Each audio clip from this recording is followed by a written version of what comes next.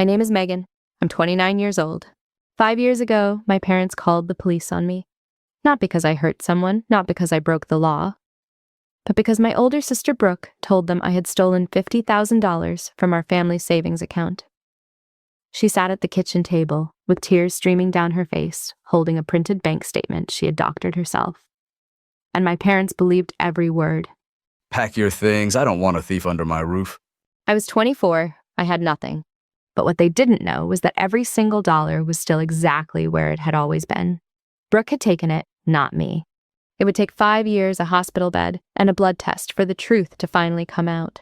Before I go any further, if you're listening from somewhere in the world, right now, drop a comment and let me know where you are and what time it is. And if this story speaks to you, consider subscribing. I only ask because I think this one is going to stay with you. Now, to understand how my own blood turned against me, you need to know where this family cracked from the very beginning. I grew up in a small ranch-style house on the east side of Columbus, Ohio. The kind of neighborhood where everyone mowed their lawns on Saturday mornings and waved at each other from driveways but never really talked about anything that mattered. From the outside, we looked like a perfectly normal family. A father who worked hard, a mother who kept the house in order, 2 daughters, a dog named Chester. But inside that house, there was a quiet imbalance that had been there for as long as I could remember. My father, Richard, managed a manufacturing plant about 30 miles outside the city. He left before sunrise and came home smelling like steel and coffee. He was a good man in most ways, steady, dependable, never raised his voice. But he had one fatal flaw. He avoided conflict like it was a disease. If something was wrong, he looked the other way. If someone was hurting, he left the room. He loved us, I believe that. But love without action is just a word hanging in the air. My mother, Diane, was the opposite. She had an opinion about everything, what we wore, how we spoke, who we spent time with, what grades we brought home. She worked as a bookkeeper for a local dental practice. And she ran our household the same way she ran those numbers, with precision judgment and zero tolerance for anything that didn't add up. And in her eyes, Brooke always added up. I never did. Brooke was 3 years older than me. She had my mother's sharp cheekbones, her bright smile, her ease with people. She could walk into a room full of strangers and leave with 5 new friends. Teachers loved her. Neighbors adored her. She was on the homecoming court captain of the volleyball team and president of the student council her senior year. She was everything my mother wanted to see in a daughter. I was none of those things. I was quiet. I preferred the library over the lunchroom. I liked math not because it was glamorous, but because it made sense. Numbers didn't lie, numbers didn't play favorites. I earned straight A's, but no one threw a party for that. I finished in the top 5 of my graduating class, and my mother's only comment was, "That's nice, Megan. Brooke was homecoming queen, you know." I knew. She reminded me constantly. It wasn't always cruel. Sometimes it came disguised as encouragement. "You should try out for cheerleading like Brooke did." Why don't you wear your hair down? Brooke always looks so put together. You'd make more friends if you smiled more like your sister." But underneath every suggestion was the same message: you're not enough as you are. The favoritism wasn't hidden. It was woven into the fabric of our daily lives so deeply that no one even questioned it anymore. When Brooke turned 16, my parents bought her a used but beautiful navy blue Honda Civic. There was a bow on the hood. My mother posted pictures on social media. Brooke squealed and hugged them both, and I stood in the driveway clapping because that was what was expected. When I turned 16, I got a card with $40 inside and a reminder that the city bus route ran every 20 minutes. I didn't complain. I told myself it didn't matter. I told myself that maybe if I just worked harder, proved myself more, eventually they would see me. Eventually the scales would tip. They never did. Brooke went to Ohio State on a partial scholarship that my parents happily supplemented. She studied communications, joined a sorority, and posted photos of tailgate parties and spring break trips to Florida. My parents paid for her apartment, her meal plan, her gas, her phone. When it was my turn to go to college, my mother sat me down at the kitchen table and said, "We've done the math. We can help with tuition, but you'll need to cover your own living expenses." I didn't argue. I got a job at a bookstore near campus, took the bus to class, and ate peanut butter sandwiches for dinner, more nights than I care to remember. I studied accounting because I liked it, yes, but also because I knew it was practical. I wasn't chasing a dream. I was building a ladder out of a hole I didn't dig. And through all of this, my father said nothing. He sat in his recliner after dinner, watched the news, and stayed out of it. I used to think his silence was neutrality. I understand now that silence in the face of injustice is a choice, and he chose comfort over truth every single time. There were moments, small ones, where I thought maybe he saw me. Once when I was 17, he found me studying late at the kitchen table. He put his hand on my shoulder and said, You're going to do just fine, Megan. That was it. 5 seconds. But I held on to those words like a life raft for years. It wasn't enough, though. A 5-second acknowledgement doesn't undo a lifetime of being second. The strange thing about growing up as the unfavored child is that you don't always realize it while it's happening. You normalize it. You tell yourself that maybe Brooke just needs more attention. Maybe she's more fragile. Maybe your parents love you the same, but just show it differently. You build a whole architecture of excuses to protect yourself from the one truth you're not ready to face, that in your own family, you were an afterthought. I carried that architecture with me all the way through college. I kept my head down, earned good grades, and called home every Sunday because that's what good daughters do. And every Sunday, my mother would spend 40 minutes telling me about Brooke's life and 5 minutes asking about mine. I was 20 when everything shifted. Not because of anything I did, but because Grandma Ruth died. Ruth was my mother's mother, a sharp, quiet woman who lived alone in a small house in Zanesville, about an hour east of Columbus. She was the one person in my family who ever made me feel truly seen. She'd slip me books when no one was looking. She'd call me on my birthday before anyone else. And once when I was about 13, she pulled me aside at Thanksgiving and whispered, You remind me of myself, Megan. Don't let them make you small. I didn't fully understand what she meant at the time. I do now.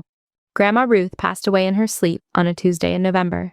She was 81, and when the attorney read her will, he announced that she had left $100,000 to be split equally between her 2 granddaughters, $50,000 for Brooke and $50,000 for me. That money was supposed to be our fresh start. Instead, it became the match that burned everything down. The funeral was held on a gray Saturday morning at a small church in Zanesville. There were maybe 40 people there, mostly neighbors and women from Grandma Ruth's quilting circle. Brooke wore a black dress and sunglasses indoors. My mother cried softly into a tissue. My father stood with his hands clasped in front of him, staring at the casket like he was trying to solve a math problem in his head. I sat in the second row and felt like a piece of me had been buried before they even lowered the coffin. Grandma Ruth was the only person who had ever made me feel like I wasn't invisible. And now she was gone. I kept thinking about what she told me at Thanksgiving all those years ago. Don't let them make you small. I pressed my nails into my palms during the service to keep from crying because I knew if I started, I wouldn't stop. 2 weeks after the funeral, my mother gathered us in the living room. She had a folder from the attorney's office and that particular expression she wore when she'd already made a decision, but wanted to pretend it was a discussion. Your grandmother left $100,000, She said. 50 for each of you. Brooke's eyes lit up. I could almost see the mental shopping list forming behind her pupils. But My mother continued. your father and I think it would be best to consolidate the funds into one family savings account. That way we can manage it properly, earn better interest, and distribute it when the time is right. I looked at my father. He nodded once the way he always did when my mother made a decision for both of them. When the time is right, I asked, What does that mean? It means when you girls need it for something important, a house, a wedding, an emergency, not for impulse spending. She looked at Brooke when she said that last part, but only for a second. Then her gaze softened, the way it always did with Brooke. I didn't love the idea. Something about handing over my inheritance to be managed by my parents felt wrong. But I was 19, still living partially under their roof during school breaks, and I didn't have the vocabulary yet to push back. I didn't know the word boundaries the way I know it now. I just knew that disagreeing with my mother never ended well. So I signed the paperwork. Brooke signed too quickly, barely reading the page.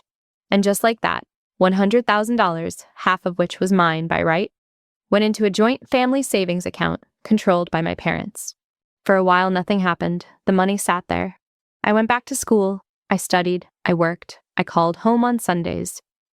Life went on the way it always did, unremarkable on the surface, quietly painful underneath. But Brooke's life was a different story. After graduating from Ohio State, Brooke had gotten a job in marketing at a mid-sized firm in Columbus. It sounded impressive when my mother described it at dinner parties, but the reality was less glamorous. Brooke hated the job. She quit after 8 months, then bounced between 2 more positions in the span of a year. She told everyone she was finding her path. What she was actually finding was the bottom of her bank account. Brooke had expensive taste. She always had. Designer handbags, weekend trips to Nashville and Chicago with her sorority friends. A leased SUV she couldn't really afford. Dinners at restaurants where a single entree cost more than my weekly grocery budget. I didn't know the full extent of it then. but I started noticing things. One Thanksgiving, the first one, without Grandma Ruth. I was helping my mother clean up in the kitchen when I knocked a stack of mail off the counter. As I bent to pick it up, a credit card statement slid out of its envelope. It was addressed to Brooke. The balance was $15,200. I stared at it. $15,000. For a 23-year-old with an unstable job and no savings of her own. I put it back on the counter without saying a word. It wasn't my business. That's what I told myself. But the number stayed in my head, because I knew even then that when you're drowning in debt and there's a family account with $100,000 sitting in it, the temptation isn't theoretical. It's a door that's always open, always whispering. I started paying closer attention after that. Not snooping, just watching. And what I saw made my stomach turn. Brooke would visit our parents almost every weekend. She'd leave with bags of groceries from my mother's pantry. She'd casually mention that her car needed repairs, and a week later, the repair would be done paid for by our father. She asked my mother for A small loan? to cover rent 1 month, then another month, then a third. No one asked me if I needed anything. No one offered. I told myself it was because I didn't ask. I told myself I was being responsible, and that was its own reward. But watching Brooke drain resources while I ate ramen noodles alone in my apartment, that did something to me. It planted a seed of resentment I didn't even know was growing. By the time I turned 21, Brooke was 24 and living in a lifestyle she couldn't sustain.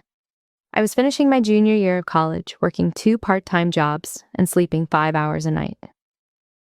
I had a 3.9 GPA and a constant knot in my chest from exhaustion and loneliness. I rarely came home anymore. When I did, the dynamic was the same. Brooke was the sun, I was background noise. But I kept telling myself, just hold on. Finish school, get your degree, get a real job. Then you can stand on your own 2 feet, and none of this will matter anymore. I was so close to getting out.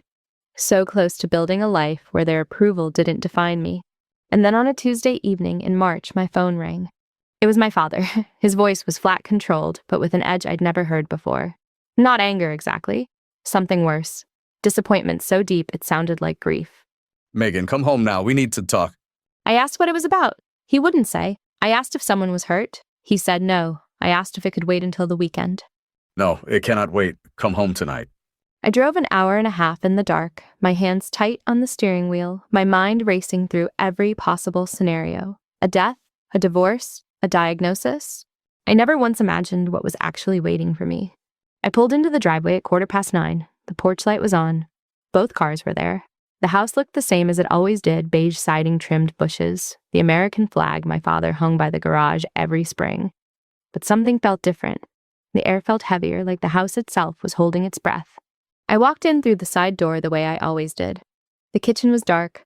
The living room light was off, but the dining room was lit. They were sitting at the table, all 3 of them. My father sat at the head, hands folded on the surface, jaw tight. My mother sat to his left, her back rigid, her eyes red but dry, the kind of crying that had already happened and hardened into something else. And across from them sat Brooke. Brooke was sobbing, not the quiet, dignified kind, the messy kind. Mascara streaking down her cheeks, tissue balled in her fist shoulders, trembling like she'd been doing it for hours. I stood in the doorway. No one stood up. No one hugged me. No one said hello. Sit down, Megan. My mother said. I sat. My father didn't look at me. He stared at a printed document on the table in front of him. Then he slid it across to me. Do you want to explain this? He said. I picked up the paper. It was a printout of what appeared to be a bank transaction history. Our family savings account. The one holding Grandma Ruth's inheritance. And according to this document, someone had made a series of withdrawals over the past 14 months totaling exactly $50,000.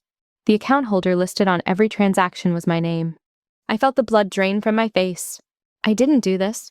I've never even accessed this account. Don't lie to us. Brooke found the discrepancies. She's been tracking the account because she was thinking about using some of the money for a down payment on a house. And when she pulled the records, this is what she found. I looked at Brooke.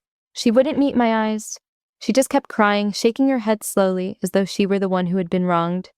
Brooke, look at me. You know I didn't do this. I didn't want to believe it either, Megan. But the records are right there. Your name is on every single one. That's impossible. I don't even have the login credentials for this account. Mom and Dad set it up. I never had access. We gave both of you access when the account was opened. You signed the paperwork yourself. I had signed paperwork. That much was true, but I had never received login information. I had never once logged into that account. I didn't even know which bank it was held at, only that it existed. Let me see the actual account. Let me log in right now and look at the real transaction history. If my name is really on those withdrawals, there will be IP addresses, timestamps, branch locations, something that proves where the money actually went. We don't need to do that. Brooke already showed us everything we need to see. She showed you a printout. Anyone can edit a printout. Please just let me log into the account. 5 minutes, that's all I need. My father finally looked up at me, and the expression on his face, I will carry it with me for the rest of my life. It wasn't anger. It wasn't confusion. It was shame. He was ashamed of me. He had already decided.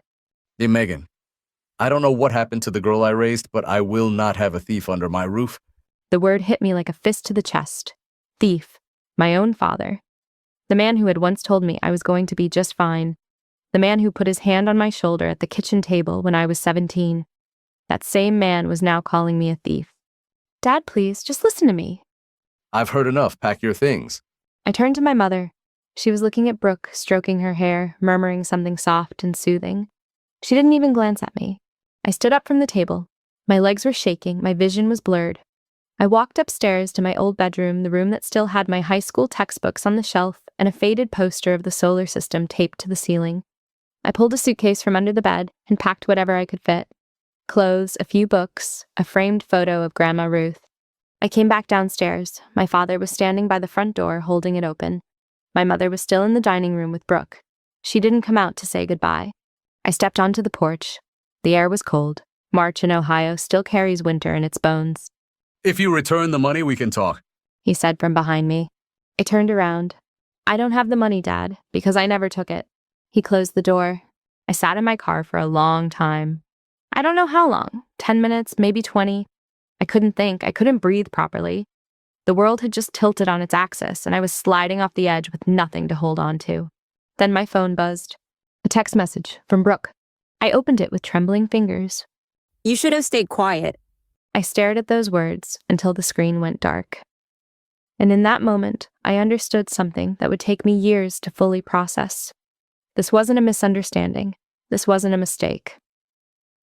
My sister had framed me, deliberately, coldly, and my parents had let her. I turned the key in the ignition. The engine coughed once, then caught. I backed out of the driveway, past the neighbors' houses, turned onto the main road, and drove into a night so dark I couldn't tell where the road ended and the sky began. I had no plan, no destination, no money beyond what was in my checking account, a few $100s at most. I had a half tank of gas, a suitcase of wrinkled clothes, and the sickening knowledge that every person I had ever trusted had just chosen someone else. It started to rain somewhere around Newark. I pulled into a gas station parking lot, turned off the headlights, and sat in the silence. And for the first time in my entire life, I had absolutely no idea what was going to happen next. I slept in my car that first night, reclined the driver's seat as far as it would go, balled up a sweatshirt for a pillow, and lay there listening to rain hit the windshield. The gas station fluorescent light buzzed overhead like a mosquito that wouldn't quit. Every time I closed my eyes, I saw my father's face. That look, that word, thief. I didn't cry. I wanted to. My chest ached with it. But something in me had locked shut like a door slamming in a storm. The tears were behind it, pounding, but I wouldn't let them through. And if I started, I knew I'd fall apart completely. And I couldn't afford to fall apart. Not yet. Not here. The next morning, I drove into Columbus with no real plan. I had $312 in my checking account. My phone was at 9%. I hadn't eaten since lunch the day before a granola bar between classes that now felt like it belonged to someone else's life. I parked near campus and walked into the Student Services building. I told them I was in a housing emergency. They gave me a list of shelters. I stared at it and felt my throat close. Shelters?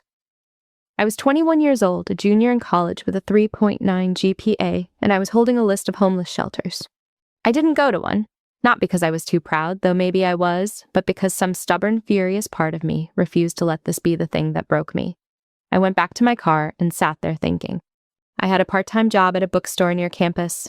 It paid barely above minimum wage, but it was something. I drove there and asked my manager, a woman named Patty, if there were any extra shifts available.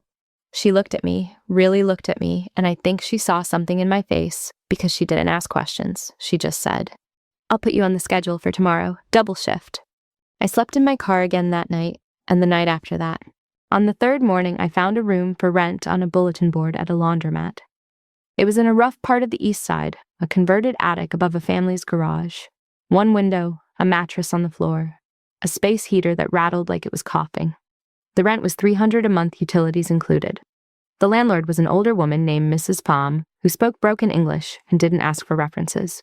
I handed her my last $300 and moved in that afternoon with my suitcase and nothing else. That was the beginning of my new life. If you could call it a life. I dropped out of college. I had no choice. I couldn't pay tuition, couldn't focus on coursework while working double shifts and skipping meals. I walked into the registrar's office, filled out the withdrawal form, and left the building without looking back. 3 years of straight A's. Gone. Just like that.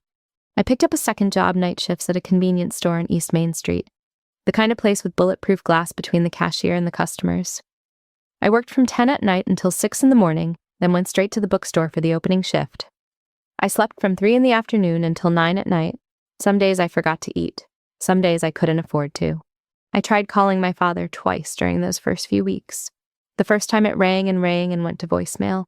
I left a message. I said I didn't take the money. I said I could prove it if he'd just give me the chance. I said I loved him. He never called back. The second time, the number had been changed. I called my mother once. She picked up on the fourth ring. Her voice was flat, like she was reading from a script she'd rehearsed. Don't call this house again until you're ready to apologize and return the money, Megan. You've embarrassed this family enough. Hey, Mom, please just listen. She hung up. I sat on my mattress that night and stared at the wall for a long time. The space heater rattled. Somewhere downstairs, Mrs. Pam's grandchildren were laughing at a cartoon. The sound drifted up through the floorboards, bright, careless, full of a kind of safety I no longer had. I wrote an email, a long one. I addressed it to both my parents. I explained everything, that I had never accessed the account, that I had no login credentials, that the printout Brooke showed them could easily have been manipulated. I asked them to go to the bank in person and request the real transaction records. I begged them to just look at the truth before they threw away their daughter. I checked my inbox every day for 2 weeks.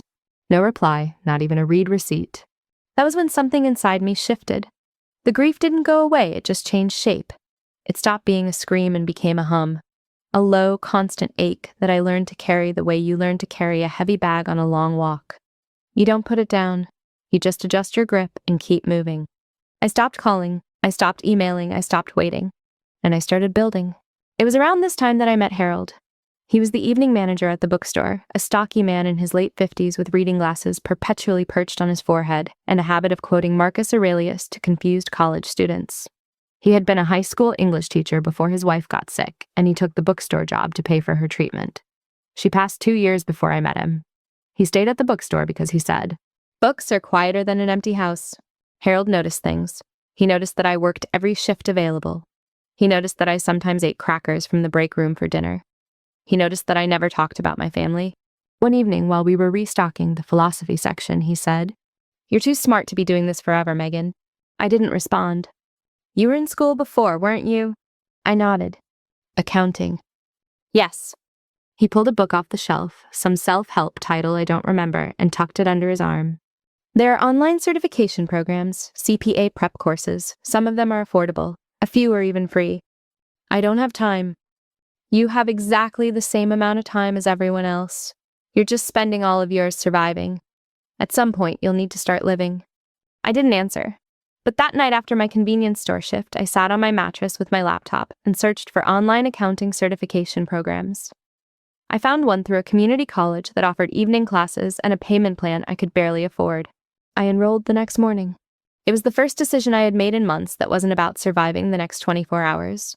It was about something further away, something I couldn't see yet but chose to believe in anyway. And I held on to that belief the way I once held on to my father's 5-second shoulder squeeze, desperately quietly, with everything I had. 3 more years passed. And in those 3 years, I became someone I barely recognized, not because I changed who I was, but because I finally stopped apologizing for it. I climbed steadily at Patterson and Dwyer. Lorraine promoted me to senior accountant after my first year. By my 3rd year, I was managing the firm's largest clients, small businesses, medical practices, a few restaurants. I wasn't rich, I wasn't famous.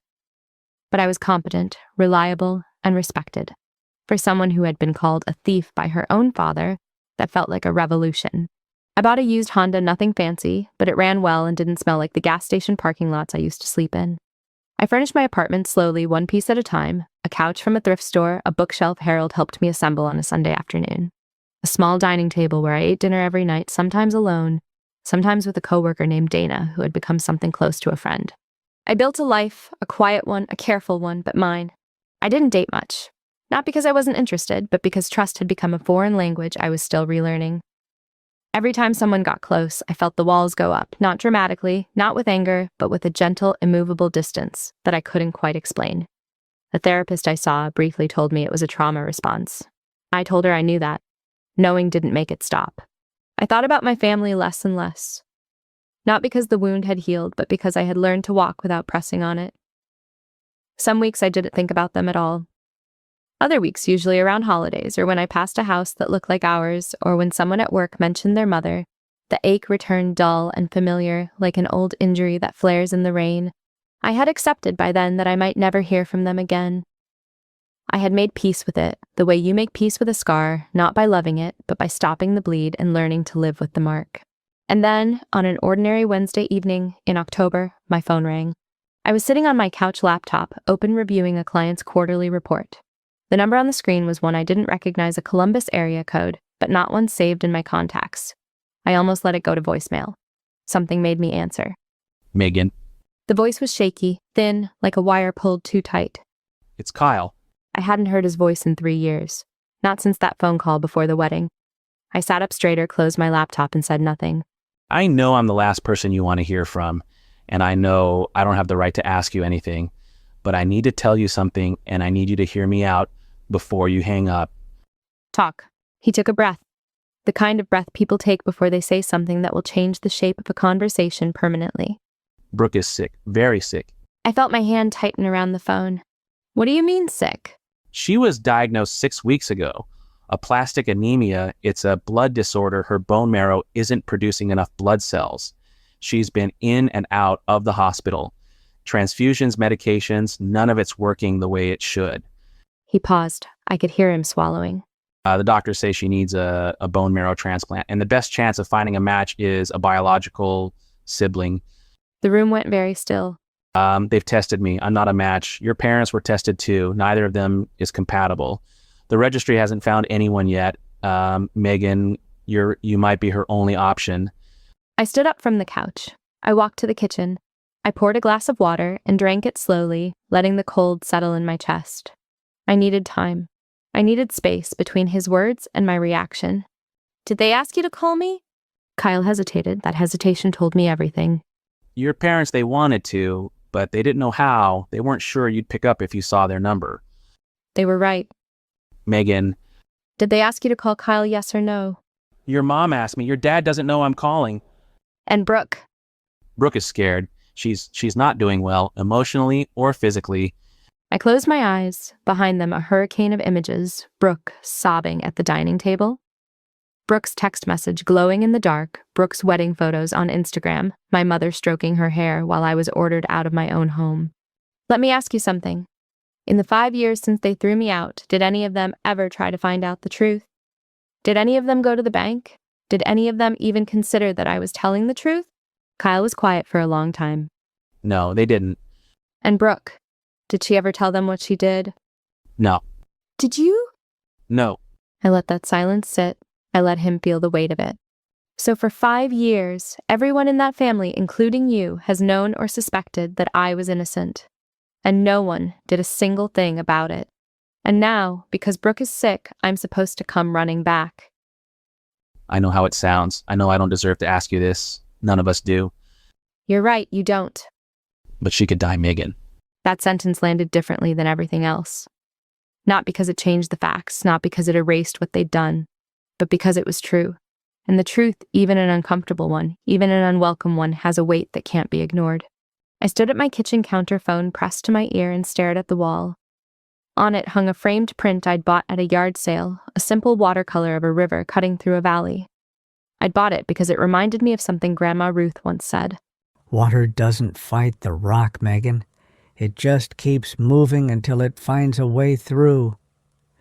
I'm not going to say yes right now, and I'm not saying no. I need time. How much time? As much as I need, Kyle. You owe me that. He agreed. He gave me the name of Brooke's doctor, the hospital, the ward. He said he was sorry again, and this time the word sounded heavier, like it had been carrying things it couldn't put down. I hung up and sat on the kitchen floor. Not because I was falling apart, but because the ground felt more honest than anything else in that moment. I stayed there for a long time, turning the same question over and over in my mind like a stone in my hand. What do you owe the people who abandoned you when their survival depends on the blood they once disowned? I didn't have an answer that night, but I knew one thing with absolute certainty. If I was going to walk back into that family, it would not be on my knees. It would be on my terms. And the first term was the one thing they had never given me. The truth. I spent 3 days thinking about it. Not casually, not the way you think about what to have for dinner, or whether to take the highway or the back road. This was the kind of thinking that sits on your chest at 2 a.m. and refuses to move. The kind that follows you into the shower, into the car, into the silence between tasks at work. Part of me wanted to say no. That part was loud and righteous and had earned every decibel. 5 years. 5 years of silence, of rebuilding, of learning to breathe, without the people who were supposed to be my oxygen. They had thrown me out like trash, and now they wanted a piece of me, literally. The irony was so sharp it could draw blood. But another part of me, quieter, older, buried beneath all the anger, kept whispering something I didn't want to hear. She's your sister. Not the sister who framed you. Not the sister who lied. Just your sister. The girl who used to build blanket forts with you on snow days. The girl who taught you how to French braid your hair in the bathroom mirror. The girl who held your hand at Grandma Ruth's funeral before everything fell apart. That girl was dying. On the 4th morning, I called Kyle. I'll do the test, but I have a condition. Anything. I need to see them, all of them, in person. Before any medical procedure, before any hospital visit, I need to sit in a room with my parents and Brooke, and I need them to hear the truth. The real truth. Not Brooke's version, not my mother's version, the actual documented truth. They might not agree to that. Then I won't agree to the test. He called me back 2 hours later. They had agreed. I drove to Columbus the following Saturday. It was early November. The trees along the highway were bare, stripped down to their bones, standing against a colorless sky like they had nothing left to hide. I had spent the week preparing. Not emotionally, you can't prepare for that, but practically.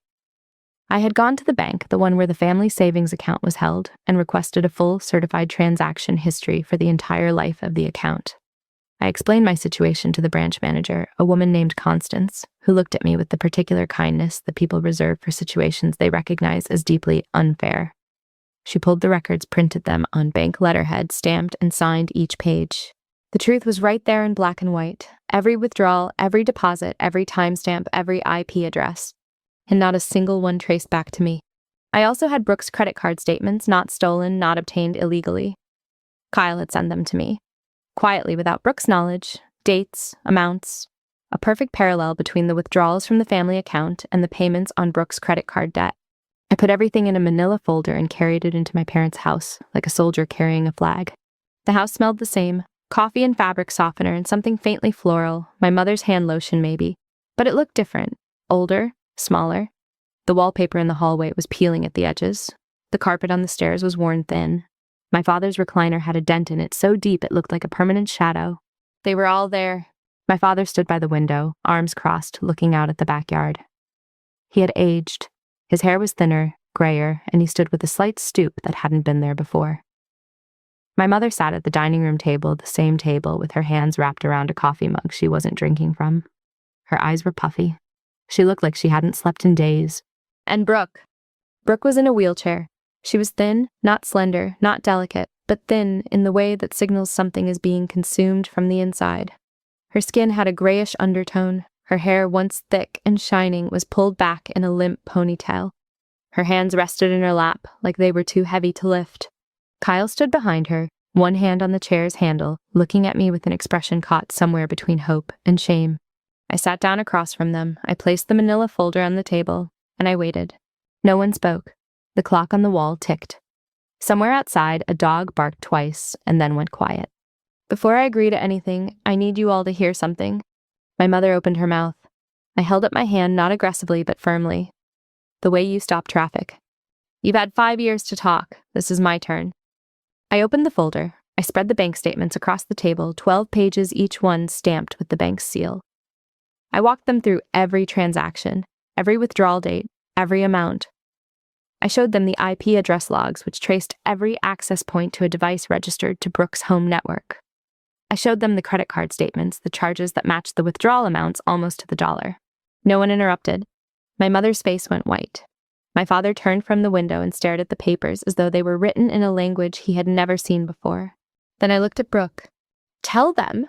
I took it. I took the money, all of it. I was drowning in debt and I panicked and I changed the records.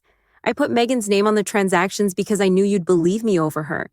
The words landed like stones dropped into still water, ripple after ripple after ripple. My mother made a sound, not a word, not a cry, something between a gasp and a moan. She pressed both hands over her mouth and closed her eyes. My father didn't make a sound at all.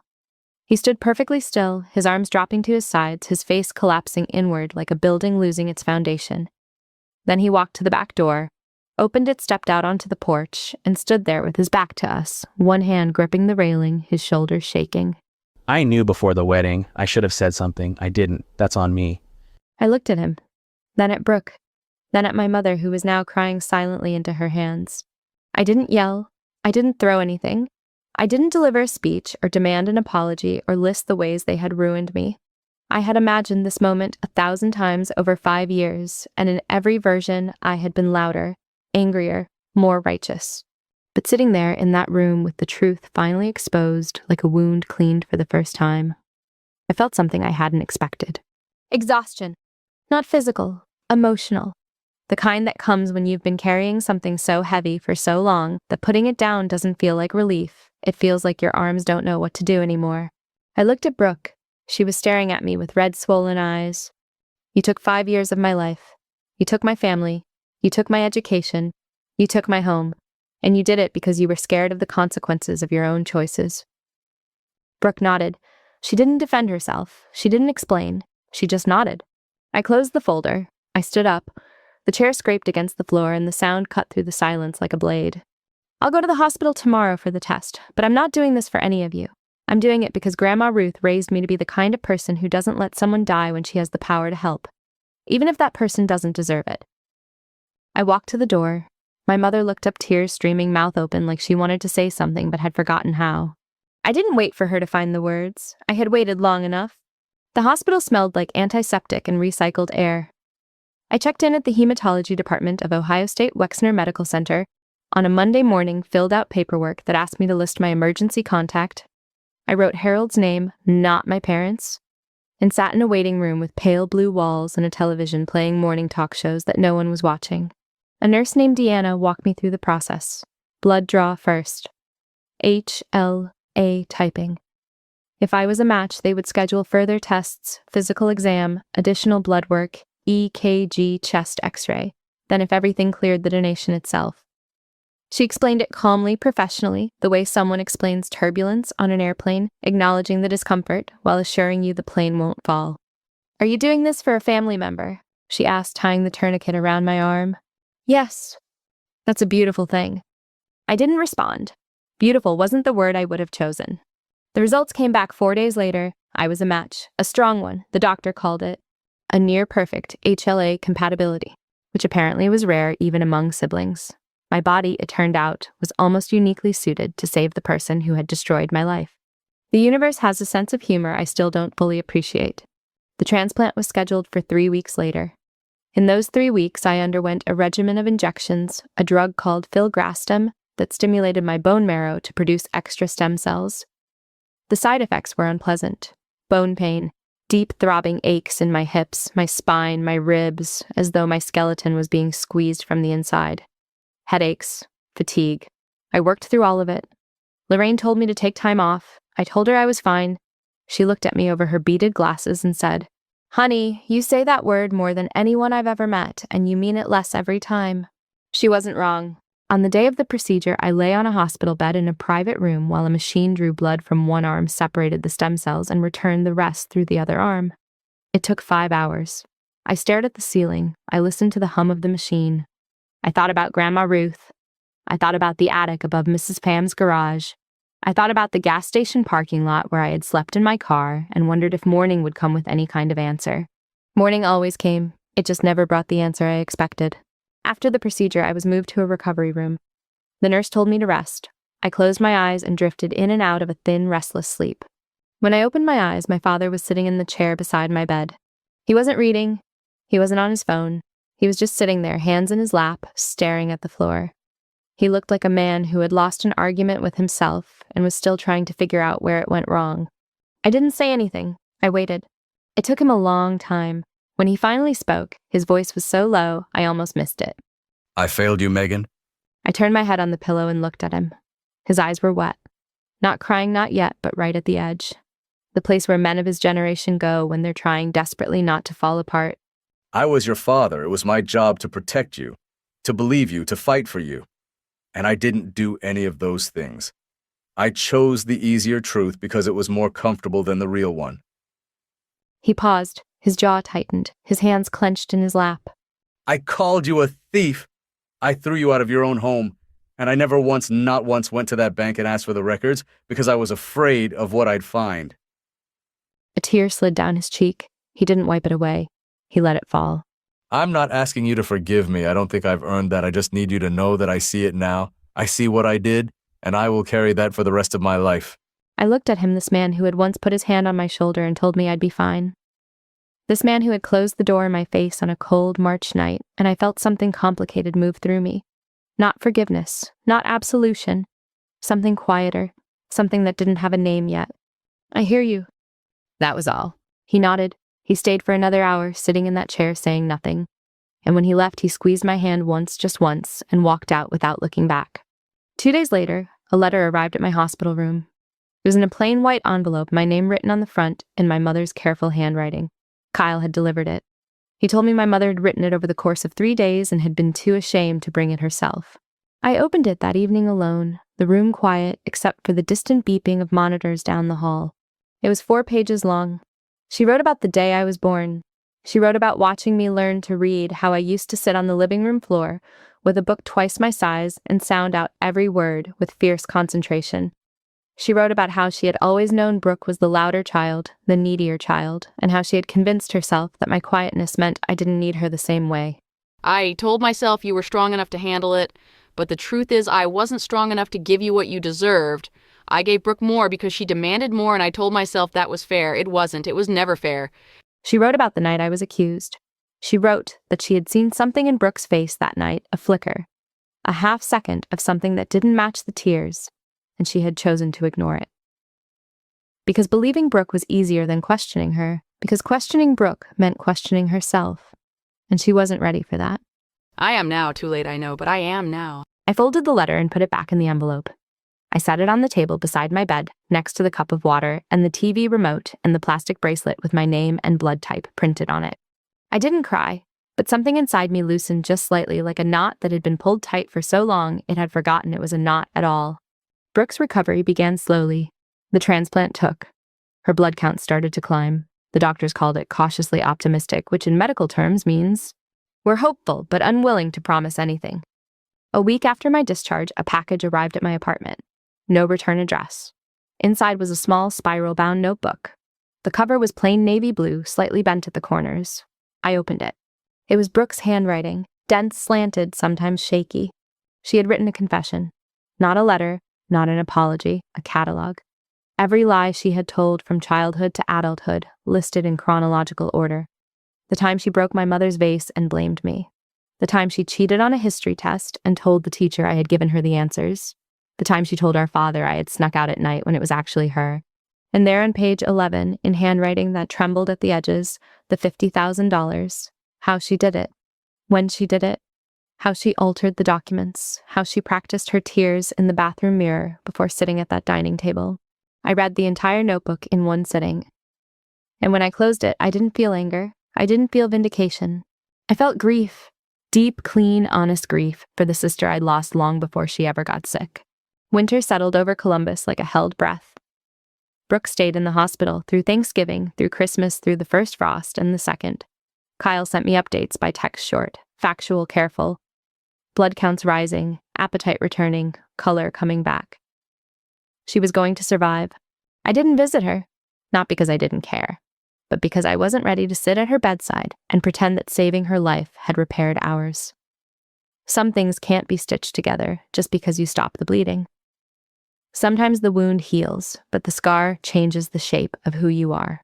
I went back to work. Lorraine gave me a card signed by everyone in the office that said, "You're tougher than tax season." I taped it to the side of my monitor and smiled every time I looked at it. Dana brought me soup 3 days in a row and told me I looked like a ghost who passed the CPA exam. Harold called me every Sunday evening the way I used to call my parents. And we talked about books and weather and the strange mercy of ordinary days. In January, I received a phone call I wasn't expecting. The caller identified himself as Martin Calloway, an estate attorney based in Zanesville. He said he had been retained by my grandmother Ruth Eleanor Dawson several years before her passing. Mrs. Dawson left specific instructions. There is a sealed letter in my possession addressed to you. It was to be delivered under one of 2 conditions, either when you reached the age of 25 or when, in my professional judgment, the time was appropriate. Given recent circumstances, I believe that time is now. I drove to Zanesville the following weekend. Martin Calloway's office was above a hardware store on Main Street, the kind of office that smelled like old paper and furniture polish and had a framed law degree on the wall from 1978. He was a small man with kind eyes and a handshake that was firmer than his frame suggested. He handed me an envelope, cream-colored. My name on the front in Grandma Ruth's handwriting, the same careful, slightly slanted script I remembered from birthday cards and notes tucked inside books. I opened it in his office, sitting across from him in a leather chair that creaked every time I shifted my weight. The letter was 3 pages long, written in blue ink, dated 2 years before she died. My dear Megan, if you are reading this, then I am no longer there to say these things to your face, and I am sorry for that. I always was better on paper than in person. She wrote about watching me grow up. She wrote about seeing the way my mother favored Brooke and the way my father looked away. She wrote about the Thanksgiving when I was 13, the one where she pulled me aside and told me not to let them make me small. I said that to you because I saw what was happening, and I saw that no one else was going to say it. Your mother is my daughter, and I love her, but love does not make me blind. She has a weakness for the child who shines brightest, and she has never learned that quiet light is still light. She wrote about Brooke, not with anger, not with judgment, but with the clear-eyed honesty of a woman who had lived long enough to see patterns repeat. Brooke is not a bad person, but she is a careless one. She has always taken the easiest path, even when that path runs through someone else. I have watched her lie since she was small, not out of malice, but out of fear. Fear of consequence. Fear of being seen as less than perfect. And your parents, God help them, have made it easy for her by believing every word. Then she wrote the part that made me stop breathing. I have set aside a separate amount for you, Megan. $75,000 held in a trust managed by Mr. Calloway. It is not part of the inheritance I left to be divided. It is yours alone. I did this because I knew in my bones that the day would come when you would need something that no one in your family would give you. A foundation, a beginning, a proof that someone believed in you before the world gave you a reason to believe in yourself. I set the letter down. My hands were shaking. Martin Calloway pushed a box of tissues across his desk, and I realized my cheeks were wet. $75,000. More than the amount I had been accused of stealing. More than the inheritance that had been taken from me. Set aside by a woman who had seen the future before it happened and loved me enough to prepare for it. I cried in that office for 10 minutes. Martin Calloway sat quietly, hands folded, giving me the kind of space that only comes from decades of witnessing people receive news that rearranges their lives. When I was done, I folded the letter, put it back in the envelope, and said, "What do I need to sign?" I used the money carefully, not all at once, not recklessly. I paid off the last of my community college debt. I put a deposit on a small commercial space on High Street in Columbus, nothing grand, just 2 rooms above a coffee shop with good natural light and street parking. I hired a part-time assistant named Jocelyn, a recent accounting graduate who reminded me of myself at 21. Quiet, determined, a little too serious for her age. I named the firm Dawson Accounting. My grandmother's maiden name, not my parents' name, not my sister's. The name of the woman who saw me when no one else did. The sign went up on a Tuesday in April.